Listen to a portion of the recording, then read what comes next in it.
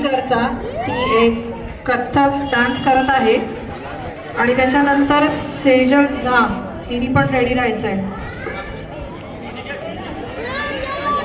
Pranjal अर्लीकर number